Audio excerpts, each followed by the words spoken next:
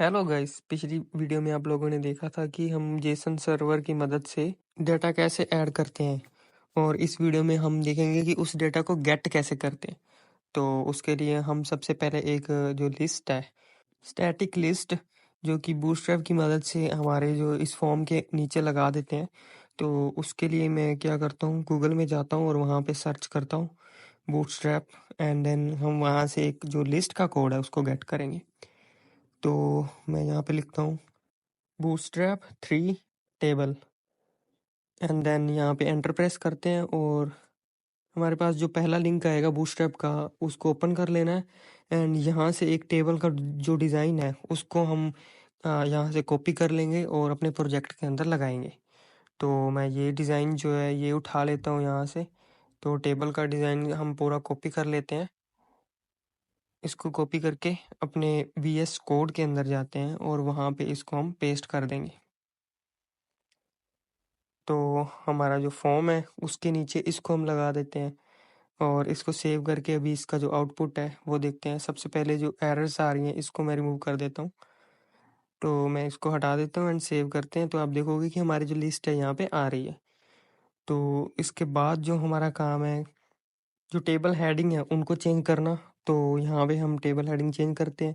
सबसे पहले लिखते हैं नेम, उसके बाद हम लिखेंगे मोबाइल, एंड देन हम लिख देंगे ईमेल, एंड एक और चीज़ जो हमारी है एज। तो यहाँ पे हम लिखेंगे एज, और एक और बटन हमें चाहिए एक्शन का। तो एक्शन में हमारे एडिट और डिलीट बटन दो आ जाएंगे। तो ये सारा कोड रिमूव करते हैं, एक TR टैग रहने देते हैं बस। और यहाँ पे हम दो बटन्स लगाएंगे, एडिट और उसके बाद दूसरा हमारा बटन होगा डिलीट, जिससे हम डाटा एडिट करेंगे और डिलीट करेंगे। तो यहाँ पे आप देखोगे कि एडिट और डिलीट के बटन आ चुके हैं। इसको एक TD और लगाना पड़ेगा और हमारा जो डिज़ाइन है सेट हो जाएगा।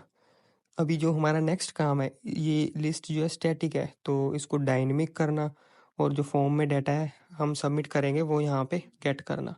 तो सबसे पहले हमें एक सर्विस बनानी पड़ेगी गेट डाटा, एंड देन यहाँ पे जो हमारा डाटा हमने पिछली वीडियो में ऐड किया था उसको यहाँ पे गेट करेंगे।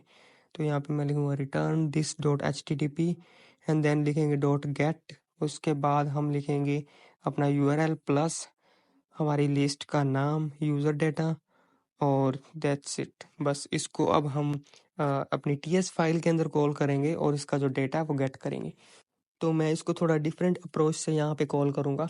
तो एक मेथड बना लेते हैं, उसके बाद एक वेरिएबल लेंगे यहाँ पे मैं लेता हूँ वेर डाटा। उसके बाद हम असिंक अवेट यूज़ करेंगे और यहाँ पे हम लिखेंगे this dot service dot and then get data, और इसको हम प्रोमिस के साथ गेट करेंगे। यहाँ पे लिखेंगे हम टू प्रोमिस, और यहाँ पे जो है हमारा डाटा इसके अंदर आ जाएगा। इसको हम असिंक बना लेते हैं और इस तरह असिंक अवेट की मदद से हम किसी भी मेथड को कॉल करते हैं या किसी भी एक API को कॉल करते हैं।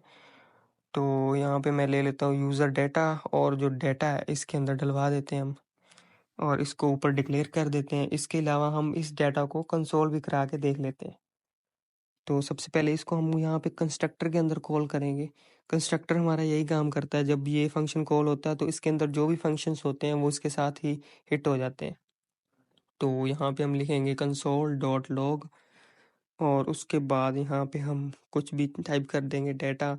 एंड अभी हम जैसे इसको सेव करके रिफ्रेश करेंगे तो आपको कंसोल में जो डाटा है वो दिख जाएगा। तो कंसोल में देखते हैं। अभी अब देखोगे डाटा में 3 एरे जो है, हमने जो 3 रिकॉर्ड ऐड किए थे वो दिख रहे हैं। तो अभी हमारा इतना काम हो गया है, यही 3 रिकॉर्ड हमारे डेटाबेस में भी हैं। अभी यही रिकॉर्ड हमें HTML के अंदर बाइंड करवाने हैं। तो उसके लिए हम क्या करेंगे, एक लूप यूज़ करेंगे।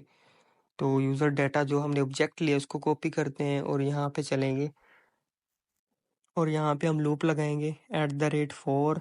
उसके बाद लिखेंगे item of user data, and यहाँ पे लिखेंगे हम ट्रैक आइटम।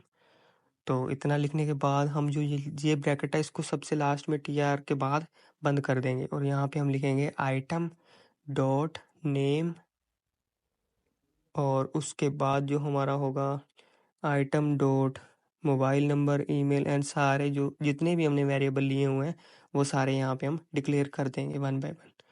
और उसके बाद आप देखोगे कि हमारा जो डेटा है, जो डेटाबेस के अंदर स्टोर है, वो हमें नीचे लिस्ट में दिखाई देने लग जाएगा। तो मैं एज को भी यहाँ पे डिफाइन कर देता हूँ। इसके लिए हम लिखते हैं यहाँ पे यूज़र एज, और इसको भी सेव करके इसका आउटपुट देखते हैं। तो अभी आप देख सकते हैं यहाँ 3 रिकॉर्ड जो हमने ऐड किए हैं वो यहाँ पे दिख रहे हैं। इसके अलावा अभी हम एक और काम करते हैं कि जो रिकॉर्ड हम ऊपर ऐड करें वो भी नीचे हमें उसी टाइम लिस्ट के अंदर दिख जाए। उसके लिए हम सबमिट वाले फॉर्म के अंदर जो डाटा है वो गेट कर लेंगे।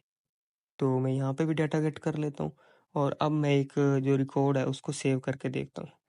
तो जल्दी से एक रिकॉर्ड ऐड कर लेते हैं और देखते हैं कि वो रिकॉर्ड हमें नीचे लिस्ट में दिख रहा है कि नहीं। तो यहाँ पे एज फिल करते हैं एंड देन यहाँ पे लिखेंगे, करेंगे सबमिट। और सबमिट करने के बाद आप देखोगे कि हमारे जो रिकॉर्ड हैं वो 4 हो गए हैं। पहले 3 थे, अभी 4 हैं। तो इस तरह से हम कोई भी डाटा जो है वो गेट कर